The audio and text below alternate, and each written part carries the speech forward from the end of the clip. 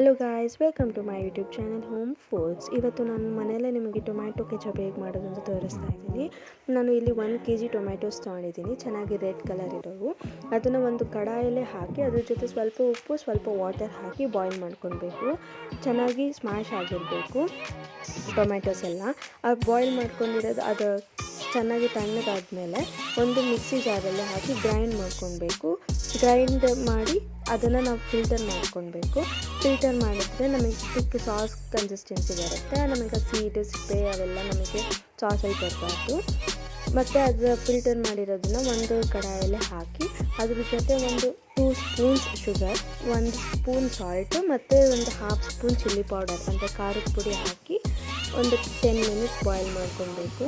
10 minutes ಅದು boil ಮಾಡಿ ಮಧ್ಯೆ ಮಧ್ಯೆ ಕಲಿಸ್ತಾ ಇರಿ. ನಮಗೆ ಲಾಸ್ಟಿಗೆ ನಮ್ಮ ಸಾಸ್ ಕನ್ಸಿಸ್ಟೆನ್ಸಿ ಬಂದಿರುತ್ತೆ. ಆಗ ಆಫ್ ಮಾಡಿ ಎಲ್ಲ ಕಂಪ್ಲೀಟಾಗಿ ಕೂಲ್ ಆದಾಗ ನಿಮಗೆ ಯಾವುದಾದ್ರು ಕಂಟೈನರ್, ಗ್ಲಾಸ್ ಬಾಟಲ್ ಆಗಲಿ ಅದರಲ್ಲಿ ಸ್ಟೋರ್ ಮಾಡಿ ಇಟ್ಕೊಳ್ಬೋದು. ಇದು ಅಪ್ ಟು 1 ಮಂತ್ ಅದು ಬರುತ್ತೆ. Please subscribe my YouTube channel for more videos and like, share ಮಾಡಿ. Thank you for watching. Bye.